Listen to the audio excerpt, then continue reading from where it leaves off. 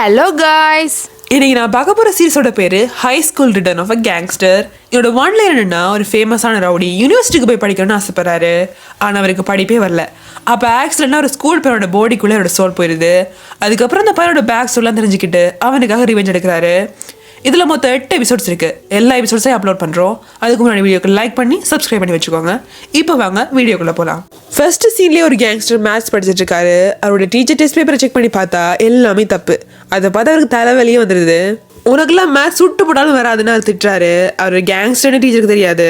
அவர் திட்டிக்கிட்டே இருக்க ஒரு கேங் மெம்பர் உள்ள வந்து நீங்க சொன்ன ஆளை பிடிச்சிட்டு வந்துட்டோன்னு சொல்றாங்க. அப்பதான் அவருக்கு தாங்க ஒரு கேங்ஸ்டர் கூட பேசிட்டு இருக்கோன்னே புரியுது. அந்த கேங்ஸ்டர் அப்படியே இருந்துச்சு, கண்ணாடியெல்லாம் கலட்டிட்டு என் குருவை கொண்டு போய் வீட்டில் விட்டுடுங்கன்னு கேங் மெம்பர்ஸ் சொல்லிட்டு அப்படியே வெளியே போறாரு. அந்த டீச்சர் அப்படியே பயந்து போய் நானே போய்க்கிறேன்னு சொல்ல, அந்த கேங் மெம்பர் இல்ல நான் தான் கூட்டிட்டு போய் விடுவேன்னு சொல்லி கம்பல் பண்ணி கூட்டிட்டு போறாரு. அவங்க கேங்கை டேக் ஓவர் பண்ண சேர்மனையே கொலை பண்ண பார்த்திருப்பான். அதனாலதான் அவனை கண்டுபிடிச்சு கூட்டிட்டு வந்து மிரட்டுறாங்க. ஆனா அவங்க மிரட்டலுக்குலாம் அவன் பயந்த மாதிரி தெரியல. அப்ப அங்க மேத்ஸ் டீச்சர் க்ராஸ் பண்ணி போக அவரை பிடிச்சு இழுத்து அவர் கழுத்துல கத்தி வச்சிடறான். உடனே எல்லாரும் அவன் அட்டாக் பண்ண போக அந்த கேங்ஸ்டர் அவங்க தடுத்துறாரு. என் டீச்சர் மேலே கத்தி வைக்கிறியா, மரியாதை அவரை விட்டுடு, இதுக்கும் அவருக்கு சம்மந்தமே இல்லைன்னு அவர் சொல்ல அவன் வர்ற மாதிரி தெரியல. இப்ப கேங்ஸ்டர் கோவம் வந்து அவன் கூட சண்டை போட வர அவன் கத்தியால அவர் குத்த வரான். அதுக்குள்ள அந்த கேங்ஸ்டர் அப்படி கையாலே தடுத்துறான். அதை பார்த்து டீச்சர் மயங்கியே விழுந்துறாரு. அந்த கேங்ஸ்டர் அவன் கழுத்துல அடிச்சு அவனுக்கு கீழே தள்ளிடுறாரு. எல்லாருமே கையெல்லாம் தட்டுறாங்க. அவர் பாடி எடுத்துட்டு போங்கன்னு சொல்லிட்டு அப்படி மாசம் நடந்து போக அங்க டைட் கார்டு போடுறாங்க. இப்ப கட் பண்ண டீச்சர் மயங்கி விழுந்துட்டாருல, அவர் ஹாஸ்பிட்டல் அட்மிட் பண்ணிருக்காங்க. அந்த கேங் மெம்பர் காருக்குள்ள வந்து அவர் ஷாக்ல மயங்கி விழுந்துட்டாரு. ஸ்கேன் பண்ணிருக்காங்க, டெஸ்ட் ரிசல்ட் வந்துரும்னு சொல்றாரு. கேங்ஸ்டர் ரிசல்ட்ஸ் வரட்டும் அப்புறம் போலான்னு சொல்றாரு. அவங்க வெயிட் பண்ணிட்டு இருக்கும்போது கூட அவர் படிச்சுட்டே இருக்காரு. அவர் காலேஜ் போகணுங்கிறதா ஆசை. அதை பார்த்துட்டு மத்த கேங் மெம்பர் நான் அவனை ஹெல்ப் பண்ணுவான்னு கேட்க அவர் தன்னோட இங்கிலீஷ் வொக்காபுலரி நோட்ஸை கொடுக்குறாரு. அந்த மெம்பருக்கு சுத்தமா இங்கிலீஷ் தெரியல. ஆலிகேட்டர் அரிகாத்தோன்னு படிச்சுட்டு இருக்காரு. அதை பார்த்து அந்த கேங்ஸ்டருக்கு செம்மையா காண்டாயிருது. அப்போ டீச்சர் மெடிக்கல் செக்அப் முடிச்சுட்டு கிளம்பிட்டாருன்னு போன் கால் வருது. அப்படியே எல்லாருமே கிளம்புறாங்க. நேரா அவர் சேர்மனை பார்க்க போறாரு. சேர்மனை கொலை பண்ண ஒருத்தர் ட்ரை பண்ணால, அவனை பத்தி 2 பேரும் பேசுறாங்க. சேர்மன் அவெல்லாம் ஒரு ஆல்ரெடி இருக்கு அவன் அடிச்சேன்னு கேட்க அவர் பயந்துக்கிட்டே என் டீச்சர் மேலேயே கை வச்சுட்டான் அதான்னு சொல்றாரு. அதுக்கு சேர்மன் சரி இந்த வருஷமாவது நீ காலேஜ் போற செலெக்ஷன் டெஸ்ட்ல பாஸ் பண்ணிடுவேன்னு கேட்க நான் இம்ப்ரூவ் ஆகிட்டே இருக்கேன், அடுத்த வருஷம் கண்டிப்பா பாஸ் பண்ணிடுவேன்னு சொல்றாரு. சேர்மனுக்கு அதை கேட்ட என்ன பண்றதுனே புரியல. அப்படியே அவர்கிட்ட இப்ப இதெல்லாம் அவசியம் தானா, நீ படிக்கணும்னு ஆசைப்படுற எல்லாம் ஓகே தான், ஆனா நம்ம எல்லா சைட்ல தான் அட்டாக் பண்ண ஆரம்பிச்சிட்டாங்க. எனக்கு என்னமோ இப்ப நீ நம்ம கேங்க டேக் ஓவர் பண்ண டைம் வந்துருச்சுன்னு தோணுதுன்னு சொல்றாரு.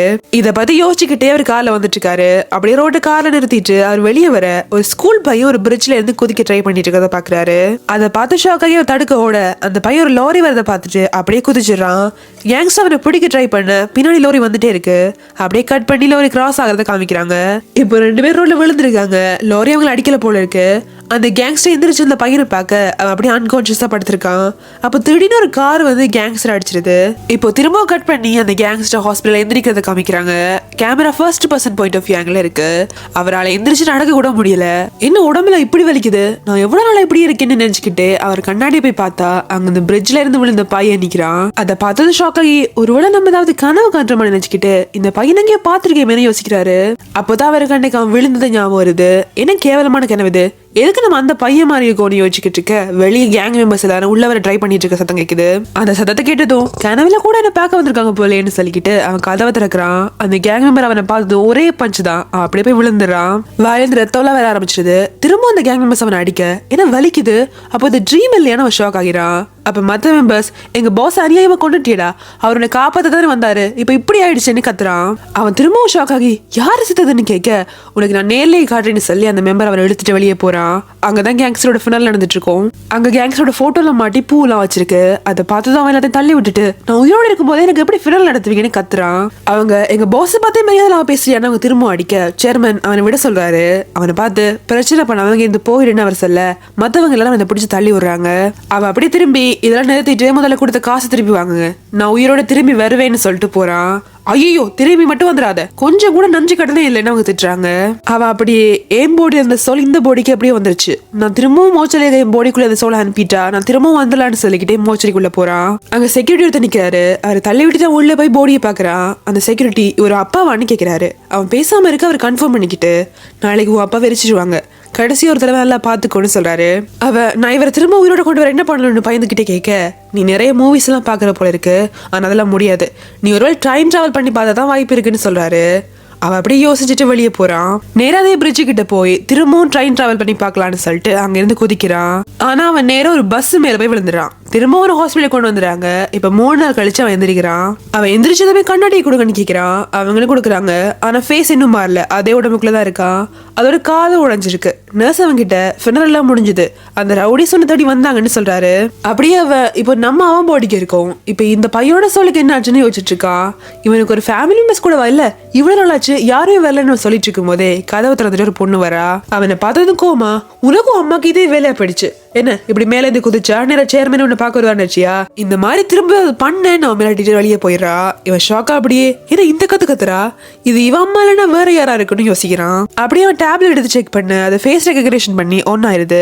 அதோட டயரி ஓப்பன்ல இருக்கும். அதுல ஜெயவனை ரொம்ப டார்ச்சர் பண்றான். எனக்கு ஸ்கூலே பிடிக்கல, இதோட நான் உலகத்தை விட்டே போறேன்னு எழுதி இருக்கு.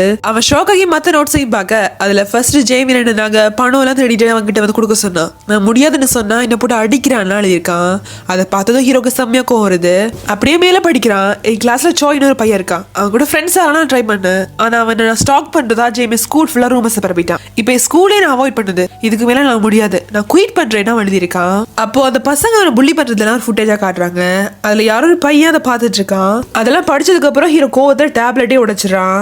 இப்போ எனக்கு புரிஞ்சிருச்சு நான் எதுக்காக ஹோம் போர்டில் இருக்கேன்னு. உன்ன மாதிரி உன் ஸ்கூலுக்கு போய் உன் புள்ளிஸ் எல்லாரையும் முடிச்சதுக்கு அப்புறம் தான் நான் திரும்பி போவேன். அதுக்கப்புறம் நீ உன் லைஃப் நிம்மதியா இருக்கலாம்னு சொல்றான். இப்ப கட் பண்ணா அவன் வீட்டுக்கு போறான். அங்க ஒரு வயசான ஆன்டி அவனை பார்த்து ஷாக் ஆகி ஏன்னா அதுக்குள்ள வந்துட்டு டிஸ்சார்ஜ் பண்ணிட்டாங்களான்னு கேக்குறா. அவங்கள பார்த்துட்டு இவன் அம்மாவா இருக்க முடியாது, ஒருவேளை வேலைக்காரியா இருக்குமோன்னு யோசிக்கிறான். அப்ப அவங்க சேர்மனோட செக்யூரிட்டி கிட்ட அவனை டிஸ்சார்ஜ் பண்ணிட்டாங்கன்னு சொல்லிட்டியான்னு திரும்பவும் கேட்க அப்பதான் ஹாஸ்பிட்டலுக்கு வந்து போன நினைச்சு பாக்குறான். நான் எப்போ வந்து நவக்கிட்டதுக்கு சொல்லணும் யோசிச்சுட்டு அதை நான் பாத்துக்கிறேன்னு அவன் சொல்ல போய் சொல்லு ஏன்னா திரும்பவும் அம்மாவுக்கு தான் திட்டு விழுன்னு அவன் சொல்றா. இப்ப அவனுக்கு அவங்க சாப்பாடு கொண்டு வராங்க. அதை பார்த்துட்டு என்ன இது நான் என்ன குழந்தையா இன்னும் கொஞ்சம் கொண்டு வாங்கன்னு சொல்றான். அவன் ஃபுல்லா சாப்பிட்றத அவங்க ஷாக்கா பார்த்துட்டு இருக்காங்க. அது வரைக்கும் அப்படி சாப்பிட்டதே இல்லை போல. அப்படியே நீ ஹாஸ்பிட்டல் இருந்தப்போ 2-3 தடவை சேர்ந்து வந்து பார்த்துட்டு போனாரு. அவருக்கு ஏதாவது ஆச்சுன்னா நீ தானே ஓ கன்ஸ்ட்ரக்ஷன் கம்பெனியோட ஒரே வாரிசுன்னு அவன் சொல்றாங்க.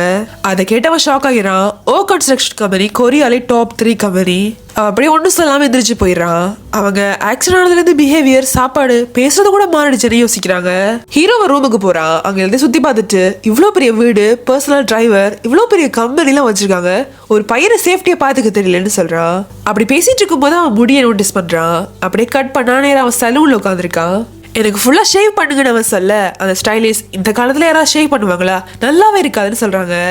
அவன் இல்ல ஷேவ் பண்ணுங்கன்னு திரும்ப திரும்ப சொல்ல நீ ஷேவ் பண்ணனா டீச்சர் மதிக்கவே மாட்டாங்க, பசங்க எல்லாம் உன்னை பார்த்து பயப்படுவாங்கன்னு அவங்க சொல்ல அவன் ஷாக் ஆகிறான். ஐயோ பசங்களை அவாய்ட் பண்ணா நான் அந்த விஷயமே வீணா போயிடுவேன்னு யோசிச்சுட்டு சரி நீங்க சொல்ற மாதிரி கட் பண்ணுங்க சொல்றான்.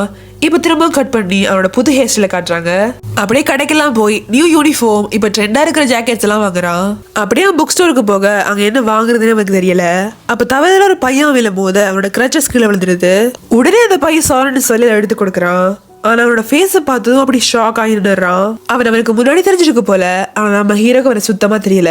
சோ கேஷுவலா பார்த்து போன்னு சொல்லிட்டு மேத்ஸ் புக் வாங்குற ரோக்கு வரான். அந்த பையன் கொஞ்ச நேரம் அவனையே பார்த்துட்டு அந்த புக்ஸ் எல்லாம் வாங்காத மணிதான் வேஸ்ட்னு சொல்லிட்டு இன்னொரு புக் எடுத்து கொடுத்து இதெல்லாம் பேசிக் எல்லாம் கவர் பண்ணிருக்கு, இதை வாங்கிக்கொண்டு கொடுக்குறான். அவன் அதை வாங்கி பார்த்துட்டு ஆமா மேத்ஸ் பேசிக் தான் எனக்கு கஷ்டமா இருக்கு, ரொம்ப தேங்க்ஸ்ன்னு சொல்றான். அந்த பையன் அப்படியே கிளம்ப திரும்ப அவனை கூப்பிட்டு எனக்கு மேத்ஸ் மட்டும் இல்ல எல்லா சப்ஜெக்ட்லயும் பேசிக் கஷ்டமா இருக்கு, கொஞ்சம் ஹெல்ப் பண்ண முடியுமான்னு கேட்க அவனையும் யோசிச்சுட்டு ஓகேன்னு சொல்றான். அப்படியே 2 பேரும் எல்லா சப்ஜெக்ட்டுக்கும் புக்ஸ் வாங்க காமிக்கிறாங்க.